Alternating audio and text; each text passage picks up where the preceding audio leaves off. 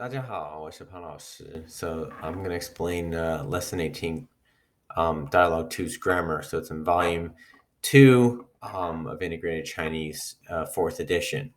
All right, so now the first one we're going to talk about is duration of time or an activity. If you recall, in the first grammar lesson within this, in lesson 18, the book did teach some grammar, and basically it just wants us to kind of see the difference between the two ways to say, an activity lasted for a certain period of time. Okay, so what does that mean? So for example, if you're watching this video, maybe you're watching this video for, I don't know, 15, 20 minutes, because that's the period of time. So you say, maybe I listen or I watch Chinese videos for 20 minutes a day, right? So that 20 minutes is the duration of time you do that action. So in Chinese, it's, you can say it in different ways. So like I said, I watch 20 minutes of Chinese videos a day, or I watch Chinese videos for 20 minutes. Okay. So if you notice, there's a difference. So it's for 20 minutes a day, or I watch Chinese videos, um, you know, every day for 20 minutes. Okay. And I think I just change it up. But again, my point is that you can change it up. There's slight differences in English, and there are slight differences in Chinese as well. Okay. So that's the point. Anyway, 她每一天听录音听1个小时. So she every day listens to recordings or like audio, listens for an hour. So if you put it, if you have the verb and then the object, you have to repeat the verb here. And then 她每一天听1个小时的录音. So she every day listens to an hour of audio recordings. Okay. 她每一天下午游泳游40分钟. So she every day afternoons, in other words, every afternoon swims, and then swims to swim, and then swims for 40 minutes. So 游泳 is to swim, and then 泳 is more like, it's treated like an object, where it's more like a noun, swim, not the verb swim. Okay. 她每天下午游40分钟的泳. So she every day afternoon, so every afternoon, swims for 40 minutes. Okay. So it's a little bit, again, and 40分钟的泳. So there's slight differences. All right. And does it mean the same? Yes. This is just two ways to say the same thing. Okay. So 她每一天看英文报纸看2个小时. So she every day reads, the English newspaper, reads for 2 hours. 所以英文越来越好. So her English is getting better and better. Okay, 她每一天看2个小时. So she every day, basically for 2 hours, 看 2个小时 英文报纸. So she reads the English newspaper for 2 hours every day, and then 所以英文越来越好. So her English is getting better and better. All right, so it says here, indicate the time duration of action by repeating the verbs or by placing the time expression before the object. So it gives you an option. I think what we'll do is we'll do one of one form and then one of the other form. So 2 will be one, will be the repeat, and then the 3 will be placing the time expression before the object. Okay. So anyway, let's go through the example. The example is 我昨天跳舞. So I yesterday went dancing 2个小时. So for 2 hours. So you would say 我昨天跳舞跳2个小时. So I yesterday danced for 2 hours. Or actually, while we're at this juncture, I'll show you the other form. So 我昨天, which on Chinese, 我昨天跳了2个小时的舞. Okay, so where you put it um, time expression before the object. The object is considered the 五. Okay. Oh, actually, it does say it here. I didn't even notice it just below it. It does say it. So either way, so 我昨天跳2个小时的舞. All right. So you got it in both places. I'll actually take that out, but we went over it. Okay.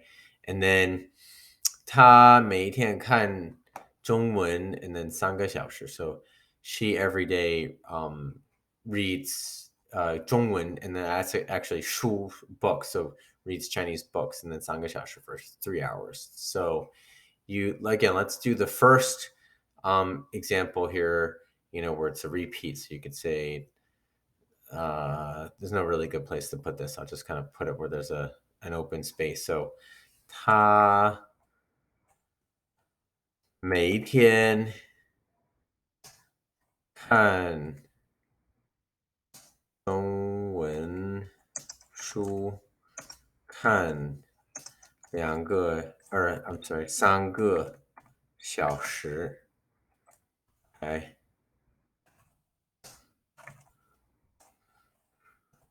All right. And then for number 3, it says, 老王昨天下午睡觉 and then 40分钟. So,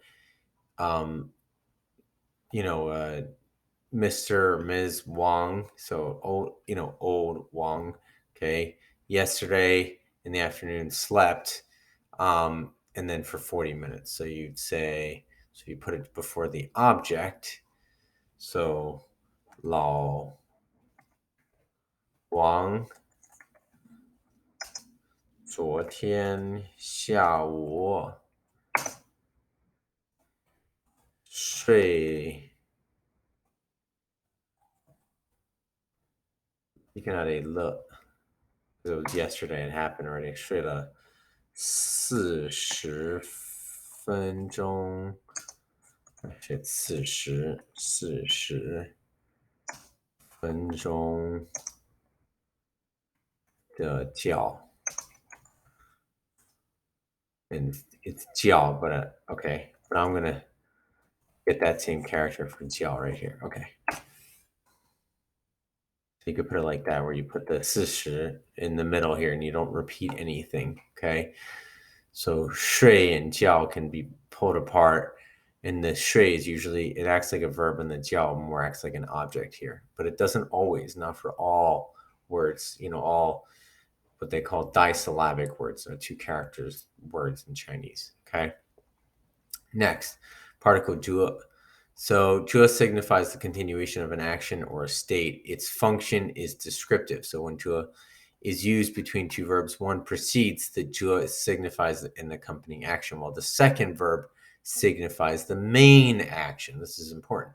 Okay, so 老王站着教课. So or 老师站着. So it's the teacher stands, stands meaning is like standing while they're teaching class. 教课. Okay, 学生坐着听课. So students they're sitting while they're listening to the lesson. Okay. And then 我喜欢躺着听音乐. I like to lay back or lay down, okay, while I listen to music. Okay. And then 美式足球 可以抱着球跑, right? So American football, you can, hold the ball while you're running with it. All right. 着 is normally used after a verb to indicate continuing action or state. So 在 is usually used before the verb to indicate an ongoing action. Okay. So do they basically mean the same thing? Yes. Are they used differently in the sentence? Yes. Okay, so for example, 学生们在做什么呢? So students, they're, what are they doing at the moment? And you could say 在运动.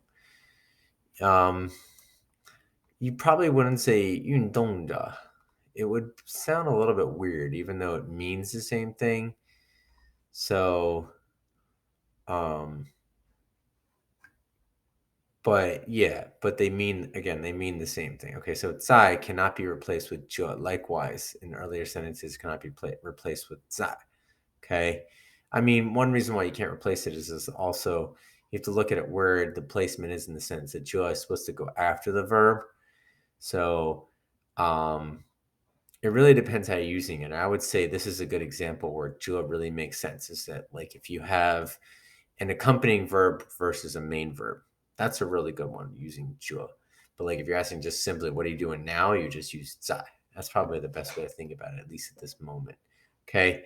So form sentences to signify the accompanying action by using 着. Use exercise one as an example. So 老王看电视坐. So old Wang watch TV 坐 sitting. So basically you probably want to say he's sitting, he sits while he's, watching TV. All right. So 老王坐着看电视. So 老王 he sits or she sits while watching TV. 弟弟吃饭站着 or 站. So Didi, younger brother, eats meals and then stands while he eats meals. So you would say, Didi 站着吃饭. Okay. And then 老师上课坐. So teacher has class, and then 坐 sits. So you could say 老师坐着上课. Okay. And then passive voice in sentences using 被, 让, 叫, and so on and so forth. Okay. So a sentence in the passive voice can be constructed with 被, 叫, or 让. Okay. I just want to let everyone know too, is that typically in the most modern Chinese, at least in my experience in China, people just use 被. It's more, I would say, an older generation that also uses 叫 or 让 in the passive form. Okay.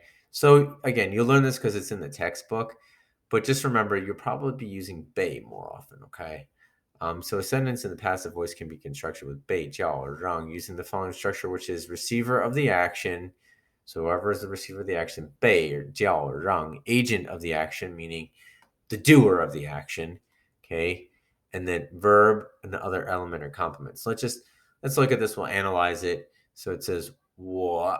So the receiver of the action is me. 的功课. So and then my homework. So actually this whole thing actually is the receiver of the action. So my homework. 被 means it's just like was, or is, like saying it's passive, something was done upon it. You can also say 叫让 go. Go is the agent, meaning the doer, which is a dog. 吃, which means a verb. Other element, which could be love. So, my homework was eaten. Okay, was eaten by a dog. So it was, you could say was and by in English, but those two, I would say actually by is more close to like 被 or 叫 让. So by, okay? I'd say that's the best way to translate that. Anyway, 你买的那些书被 or 叫 or 让你的女朋友拿去了. So, the books that you bought, and then 你的女朋友, so your girlfriend took them. So they were taken by your girlfriend. They were taken by your girlfriend. All right. So 被 is like by. Okay. And then 糟糕. Oh golly. So, and then 你的网球拍被叫让我压坏了. So your tennis racket, was basically, it was crushed by me. It's crushed and broken by me. Okay. 你看我的梨被叫让你的西瓜压坏了. So my pears were crushed by, your watermelon. Okay. In Chinese, the passive voice is not used as often as it is in English. It often carries a negative connotation. And it is typically used in situations that are unpleasant for the receiver of the action or in situations where something is lost. As in the bak structure, the verb is usually followed by another element, such as a complement with, or le. Okay. So actually, the bei and the ba, they're very similar in the way the sentence is structured, but again, they have a little bit of a different meaning. So the ba is just basically saying is that it's putting an emphasis on the receiver of the action, while the base just saying is that it kind of is also putting another emphasis on it, but it's saying is that something was done upon it. It's like almost um I would say either it's like more intentional, it's a very slight difference. Okay. So in a passive sentence with bei, jiao, or rang, the agent of the action does not always have to be specified. So if the agent of the action is someone that is not identifiable or is not need to be identified, the agent can simply be referred to as 人. Okay. So 我的信用卡被 or 叫 or 让人拿走了. So my credit card, was taken by another person. Okay. So, and 人 just means like other people. And with bei, the agent of the action can be omitted from the sentence. Okay. So, so 人 can take a place, or it's just, it could be totally omitted. So, for example, 同学们在教室里又唱又跳，他快被吵死了。So, um, so classmates, in the classroom, were singing and dancing, and then, he was, uh, or I'm sorry, 吵死了. So yeah, he was just, being distracted by all the noise. So he was being distracted by all the noise. And all the noise was kind of like left out, like who was doing it. All right. In any event, all right. So it says here, form the passive voice using 被, 叫, 让, and 乐. Okay, use exercise one as the example. So 他的车, and then 女朋友开回家. So his car, vehicle, and then girlfriend drove it back. Okay, drove it back home. So you could say 他的车被女朋友开回家了. So his car was driven back home by his girlfriend. Okay, and then number two is 他买的水果他妹妹吃完. Okay, so the fruits that she bought, and then basically were eaten by her little sister. So you could say, um, see here, 他买的水果被他妹妹吃完. And you can say 吃完了. Probably a bit clearer. Okay. So the fruits that she bought, were eaten by her sister. All right. And then 小李的书, so little Li's book, 小高拿到教室去. So you could say 小李的书被小高拿到教室去.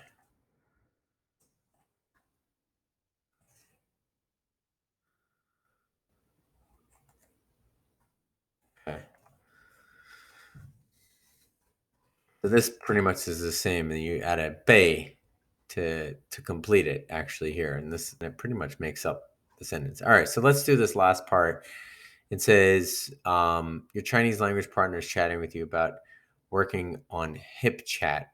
How would you like to reply? So it says 你运动吗? So do you exercise, and you could answer, yeah, I exercise. 我会运动 or 我运动. Okay. 我 like I exercise every day. 我每一天运动跑步. She says 打网球还是游泳. So run, to play tennis, or to or do you swim? And you could say um whatever you do. You could say or maybe you do all three. You say 我跑步,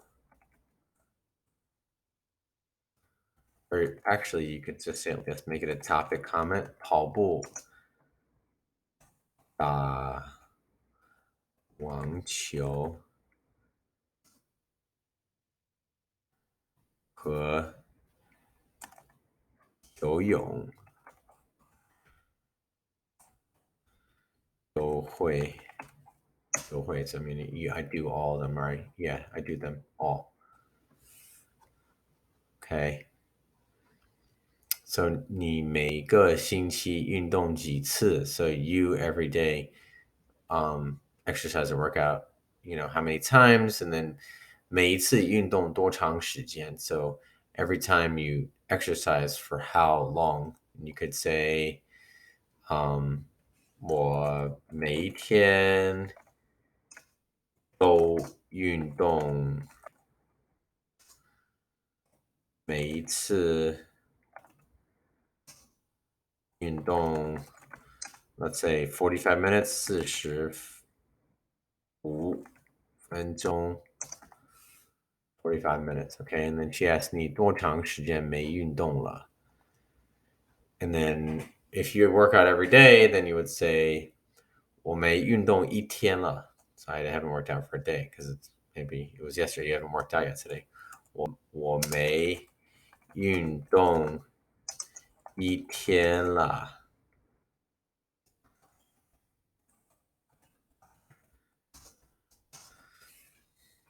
Do you want to go work out with me? And so you want to probably be polite. You could say, 我愿意. I'm willing to work out with you. And you could say, and the conversation could continue from there, actually. All right. Anyway, so that's pretty much the grammar for lesson 18 dialogue 2. 谢谢大家，我是潘老师，再见。